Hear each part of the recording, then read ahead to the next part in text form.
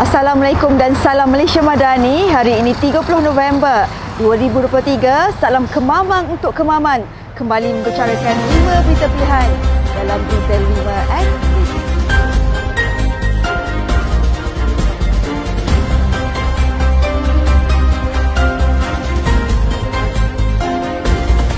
Satu, dua, tiga. Calon Barisan Nasional Jeneral Besar Tan Sri Raja Muhammad Effendi Raja Berhad Noor kesal kerana akaun Facebooknya digodam oleh pihak yang tidak bertanggungjawab. Katanya, ini adalah satu tindakan yang tidak sihat dalam berkempen yang bertujuan mahu melemahkan gerak kerja Barisan Nasional. Beliau merasa kecewa kerana ini adalah kaedah dan strategi jahat yang digunakan dalam peperangan pelari kecil kerana penggodam melakukannya ketika kempen Barisan Nasional berlangsung. Sementara itu, Pengarah Jentera Barisan Nasional Pilihan Raya Kecil Kemaman, Datuk Seri Ahmad Said meluahkan kekesalan beliau ekoran tindakan pihak-pihak tertentu yang telah menggodam akaun Facebook calon Barisan Nasional Jeneral Besar Tan Sri Raja Muhammad Effendi Raja Berhad Noor. Jelas beliau tindakan itu merupakan usaha terdesak dan pengecut oleh pihak tertentu untuk melemahkan sokongan pengundi Kemaman kepada Raja Muhammad Effendi yang popularitinya terus meningkat menjelang hari pengundian Sabtu ini. Ketua Wanita UMNO Negeri Sembilan, Puan Sri Bibi Sharliza Abdul Khalid berkata rakyat Kemaman mampu memberikan kesinambungan kestabilan politik negara dengan membuat perubahan wakil mereka di Parlimen agar seiring dengan kerajaan perpaduan. Beliau yang merupakan ahli Dewan Undangan Negeri Don Juwaseh itu berkata, bersandarkan apa yang berlaku terhadap 5 ahli Parlimen Perikatan Nasional daripada Kuala Kangsar, Labuan, Gua Musang Jeli dan Bukit Gantang yang berubah sokongan kepada Perdana Menteri dan Kerajaan Perpaduan. Beliau berpandangan rakyat Kemaman perlu mengambil peluang pada pilihan raya kecil kali ini dengan memilih calon Barisan Nasional yang sudah pastinya merupakan wakil daripada Kerajaan Perpaduan agar tindakan seperti 5 ahli Parlimen pembangkang itu tidak akan berulang. Beliau bersama Yang Sefura atau lebih dikenali dengan Rara turut menyeru rakyat Kemaman pada 2 Disember nanti dengan memilih calon Barisan Nasional sebagai wakil mereka.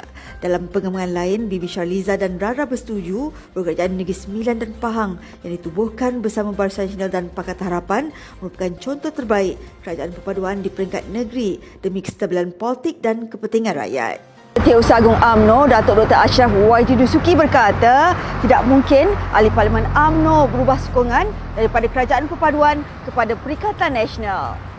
Beliau berkata demikian sebagai mengulas ceramah Presiden PAS Tan Sri Abdul Hadi Awang yang menyatakan kemenangan PAS di Kemaman merupakan titik tolak perubahan kerajaan di peringkat pusat hasil pujukan terhadap ahli-ahli Parlimen UMNO menyertai mereka. Beliau berkata tidak mungkin perkara tersebut akan berlaku kerana semua ahli Parlimen UMNO dan Barisan Nasional sudah menandatangani perjanjian sebelum mereka bertanding dalam pilihan raya umum ke-15 yang lalu. Dalam perjanjian tersebut, sekiranya ahli Parlimen ingkar kepada arahan parti, maka ahli Parlimen tersebut perlu melepaskan keahlian parti, maka kursi tersebut akan dikosongkan semula untuk pilihan raya kecil dan perlu membayar bon denda sebanyak RM100 juta. Beliau berucap dalam forum bicara titik persamaan dalam mengukuhkan perpaduan di Feldan Ram 1 Air Putih di sini malam tadi bersama panelis ahli Parlimen Bentong Yang Sefura Osman dan Ketua Wanita UMNO Negeri Sembilan merangkap ahli Dewan Undangan Negeri Don Juwaseh Puan Sri Bibi Sharliza Abdul Khalid. Perdana Menteri Datuk Seri Anwar Ibrahim berkata, pilihan raya kecil Kemaman penting untuk memastikan kerajaan perpaduan terus kukuh dan berupaya meneruskan berbagai usaha menjaga kebajikan rakyat. Beliau menyeru rakyat Kemaman mengangkat calon Barisan Nasional Jeneral Besar Tan Sri Raja Muhammad Effendi Raja Berhad Noor yang telah berjasa kepada negara sebagai wakil rakyat pada 2 Disember ini sekaligus memecahkan rekod pemerintahan PAS di Terengganu. Beliau berkata calon yang juga bekas Panglima Angkatan Tentera itu bukan calang-calang orangnya dan beliau melalui pelbagai rintangan sebelum diangkat ke jawatan tertinggi dalam Angkatan Tentera Malaysia itu. Beliau berkata demikian pada ceramah Mega Perpaduan Madani PAK Kemaman di dataran Restoran Cahaya Mesra ke-3 malam tadi. Pada masa yang sama, beliau menzahirkan ucapan terima kasih kepada Barisan Nasional khususnya UMNO yang memperkukuhkan pembentukan kerajaan perpaduan sehingga berjaya mencapai setahun pemerintahan bersama. Kerajaan bercadang meminda 11 fasal rang undang-undang pindahan Akta 597 bagi melindungi dan memajukan hak asasi manusia di negara ini.